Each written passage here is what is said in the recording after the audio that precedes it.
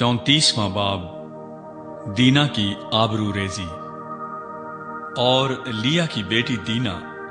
जो याकूब से उसके पैदा हुई थी,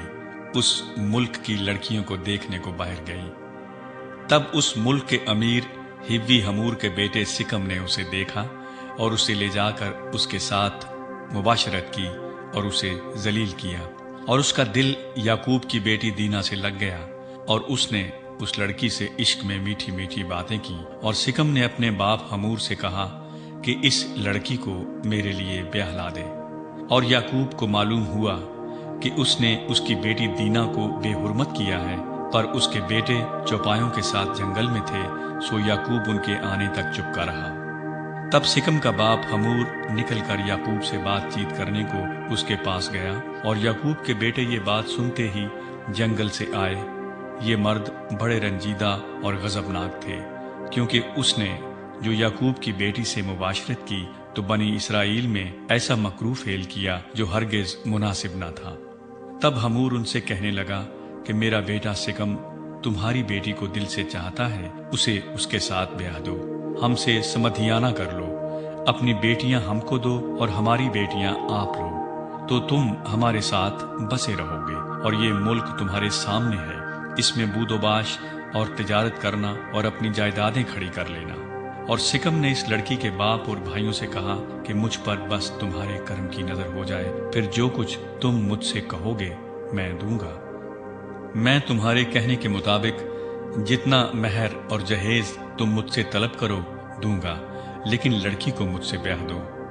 तब याकूब के बेटों ने इस सबब से कि उसने उनकी बहन दीना को बेहुरमत किया था, रिया से सिकम और उसके बाप हमूर को जवाब दिया और कहने लगे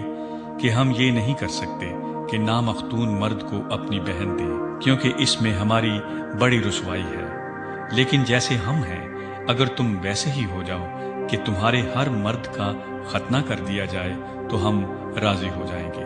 और हम अपनी बेटियां तुम्हें देंगे और तुम्हारी बेटियां लेंगे और तुम्हारे साथ रहेंगे, और हम सब एक कौम हो जाएंगे। और अगर तुम खतना कराने के लिए हमारी बात न मानो तो हम अपनी लड़की लेकर चले जाएंगे। उनकी बातें हमूर और उसके बेटे सिकम को पसंद आईं, और उस जवान ने इस काम में ताखीर न की, क्योंकि उसे याकूब की बेटी का इश्तियाक था और वो अपने बाप के सारे घराने में सबसे मुअज़्ज़ज़ था। फिर हमूर और उसका बेटा सिकम अपने शहर के फाटक पर गए और अपने शहर के लोगों से यूं गुफ्तगू करने लगे कि ये लोग हमसे मेल जोल रखते हैं, बस वो इस मुल्क में रहकर सौदागरी करें, क्योंकि इस मुल्क में उनके लिए बहुत गुंजाइश है, और हम उनकी बेटियां ब्याह लें और अपनी बेटियां उनको दें, और वो भी हमारे साथ रहने और एक कौम बन जाने को राजी हैं, मगर फकत इस शर्त पर कि हम में से हर मर्द का खतना किया जाए जैसे उनका हुआ है। क्या उनके चौपाए और माल और सब जानवर हमारे ना हो जाएंगे? हम फकत उनकी मान लें और वो हमारे साथ रहने लगेंगे। तब उन सबों ने जो उसके शहर के फाटक से आया जाया करते थे, हमूर और उसके बेटे सिकम की बात मानी, और जितने उसके शहर के फाटक से आमदोरफ्त करते थे उनमें से हर मर्द ने खतना कराया। और तीसरे दिन जब वो दर्द में मुब्तला थे तो यूं हुआ कि याकूब के बेटों में से दीना के दो भाई शमाऊन और लावी